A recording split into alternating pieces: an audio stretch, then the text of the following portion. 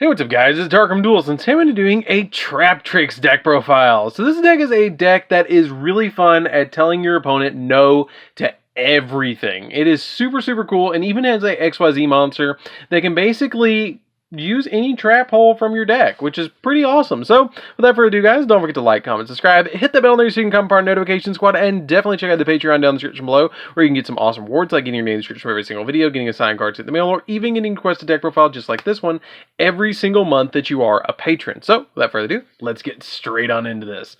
So first off, we're going to be playing 3 copies of Traptrix Marmelio, which is essentially the searcher of the deck. If this card is normal summoned, then you get to add a whole trap card from your deck to your hand. That is a normal whole trap card.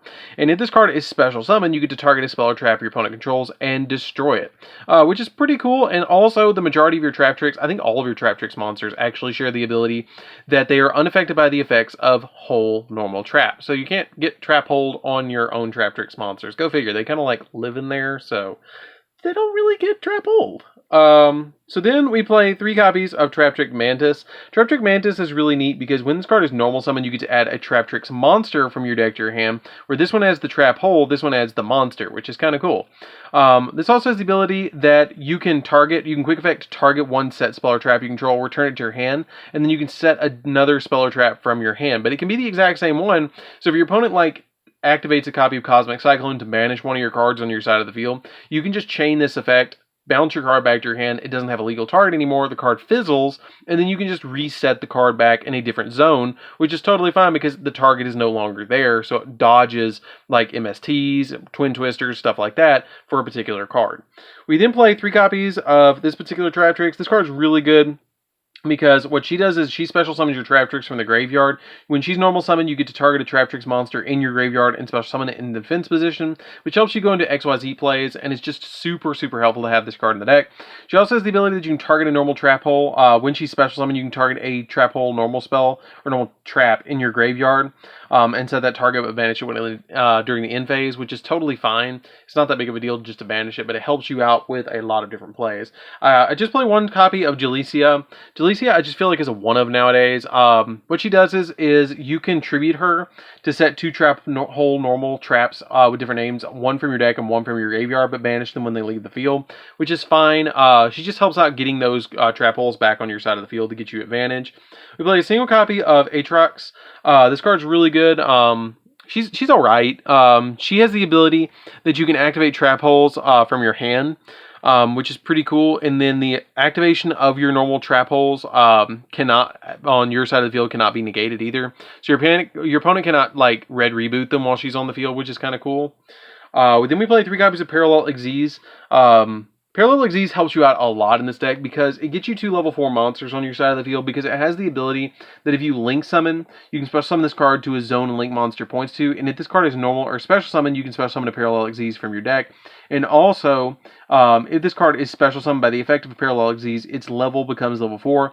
So it special summons itself off of its own effect, so it becomes level 4, and then the second one is special summoned off of Parallel Xyz effect, so it also becomes level 4, which is really easy to link summon this deck because you play a link 1 in the deck, which is Traptrix Sarah. So you just immediately normal summon any one of these, and if you have this card in your hand, you get to special summon 2 level 4 monsters to your side of the field, which can get you into a copy of Rafflesia, and then you can just go off from there. We then also play some artifacts in the deck, which is 2 copies of Artifact Scythe and a single copy of Moral Attack. Moral Attack gets you a pop on your side of the field where Scythe locks your opponent out of their extra deck, which is also really nice, especially with the Artifact Sanctums in the deck being searchable. This card is really good in the deck.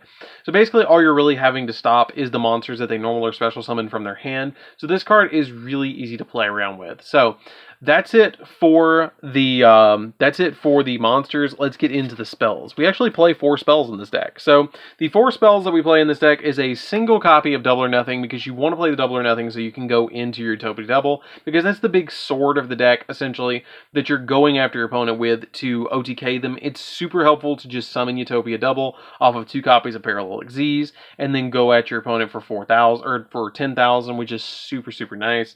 We then play 3 copies of Pot of Extravagance. There's nothing really in the extra deck that you have to get to, that we're not playing as a 3 of, but there's not that many cards that you just have to have. Like you need Sarah, you need Rafflesia, Alamira's is alright, and then your Utopia Double, you're usually not going to banish both copies of Double or Utopia Double, and if you do, it's not the end of the game, because you can still go into the grind game with this deck where you're just handling your opponent's back row, or handling your opponent's monsters that they're summoning on your side of the field, or their side of the field, which is really, really easy to do with all the trap holes that you're actually playing. So that's it for the spells, guys. Let's get into the traps. So for the traps, as you can tell, there's a lot of traps in this deck, so this might take a second. There's more traps than there are monsters. So first off, we're playing a single copy of Imperial Order, because we only play 4 spells in the entire deck, so it's not that big of a deal. I play a single copy of Traptrix, Trap Hole Nightmare. This card is interesting, because when a monster card, or a monster that was special summoned, this turn activates its effect on your opponent's side of the field, negate the effect, and if you do, destroy that card. It helps out a lot with different cards like Anaconda. It helps out with stuff like that to be able to just stop your opponent from doing certain things, because you can negate effects, and it's just super, super helpful to be able to just stop your opponent from doing all sorts of stuff. One copy of Time Space Trap Hole. I like the single Time Space Trap Hole. I thought it would be a good tech in here, because when your opponent special summons a monster from the hand or extra deck, shuffle that monster into the deck, and then you lose 1,000 life points for every card returned. So if your opponent, again, Anacondas you, because Dragoons is going to be the big card that you're trying to deal with in this deck. If they try and Dragoons you, you can just use this and just hit the Anaconda, and it just stops it, and they're out like 2,000 life points upon summon, which is kind of neat. And also, if they do Dragoons and they negate something, this doesn't target, so it can get the Dragoons off the field with this one card, which is kind of nice. We play 2 copies of the Grave Digger's Trap Hole.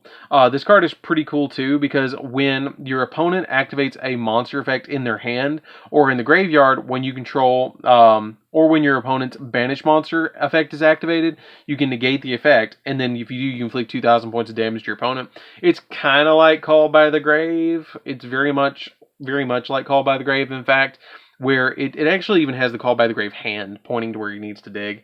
But basically, this card's really helpful to be able to stop stuff like Ash, your copies of Nibiru, all those kind of hand traps, and then it also deals 2,000 life points to your opponent, which is super nice. We play 2 copies of Floodgate Trap Hole. Floodgate's really nice because you can flip an opponent's monster face down, and then you can handle it with a bunch of different cards like Utopia Double, or punch through it with other stuff like just a Marmelio, depending on the attack of it. The only thing you have to keep in mind about this card is Link monsters cannot be flipped face down, but the monsters that are flipped face down by this effect cannot be flipped face up, which is kind of cool. We play 2 copies of Bottomless Trap Hole.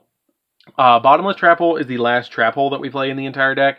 Bottomless, I play it too, because it's super helpful to be able to flip the Bottomless and just hit something random and go 1 for 1. Or if you're playing against a Pendulum deck and your opponent just Pendulum summons a bunch of monsters out, if they summon one with 1,500 or more attack, it destroys and banishes all of them, which is pretty cool. We play 2 copies of Heavy Storm Duster because it's searchable with Traptrix, and also it can pop our copies of the Sanctum and our artifacts, which is kind of cool, and it also pops opponents' cards like Mystic Mind and stuff like that. 2 copies of Lost Wind. I bumped this down from 3 to 2 in the deck. It's still good. It lets you target a special summon monster on the field, negate its effects, and then half its original attack. And if a monster is special summoned from your opponent's extra deck while this card's in the grave, you immediately get to set it back on your field, which is pretty good. So you essentially get 2 uses out of this, which is nice. A halving attack, because this deck does not do attack points very well outside of Utopia Double. We then play 3 copies of Traptrix. It essentially searches any trap in the entire deck that you play at more than 1. So the only cards that it can't search is Imperial Order, Traptrix, Trap Hole Nightmare, and Time Space Trap Hole. But any other card, you just banish a copy of a trap and then immediately set one of the same card. Like if I activate this, I can target Bottomless in my deck, set a Bottomless on my side of the field, and banish a Bottomless from the deck, which is fine. You're thinning the deck a little bit, but you can only activate 1 trap for the rest of the turn. Then we play 3 copies of Artifact Sanctum. Sanctum is ridiculous in this deck because you just set it with a couple of traps in the back row, handle your opponent's normal summon out your Scythe, and then go in for game. I mean, it's easy. It locks your opponent down. It's super easy to pull off. To be able to just set a copy of Traptrix, and you essentially are playing 6 copies of Sanctum, which is ridiculous. So that's it for the traps, guys, and that is it for the main deck. Let's get into the extra deck. So for the extra deck, we're only playing a couple of different cards in the deck because we're playing an extravagance build. So we're going to be playing 3 copies of Rafflesia. Rafflesia is really good because she has the ability that she's unaffected by the effect. She's unaffected by trap effects while she has XYZ materials. I cannot tell you how many times people try to impermanence this card and then go, wait, what? Which is funny. And then while this card has XYZ material, Traptrix monsters you control except Rafflesia cannot be destroyed by battle or by card effects. And your opponent cannot target Traptrix monsters you control except for Rafflesia with card effects either.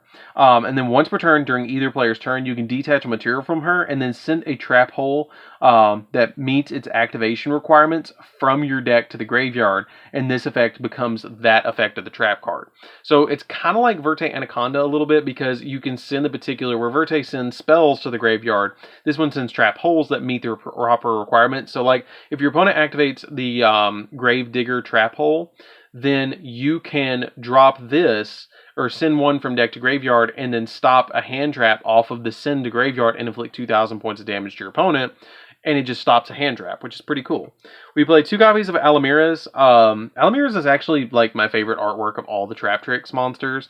She has the ability that you can only use the following effects of her once per turn, and then you can detach 2 materials from her to special summon a level 4 insect or plant monster from your graveyard, which all of your Traptrix monsters are level 4 plants or insects. And if an opponent's monster leaves the field because of your card effect and is now in the graveyard or banished, then you can detach a material from this card and then target that monster and special summon it to your side of the field. So you can essentially rip an opponent's really powerful monster like an Access Code Talker, you can rip a Boral Sword, you can rip a Savage Dragon. I mean, the possibilities are endless compared to what you're playing against.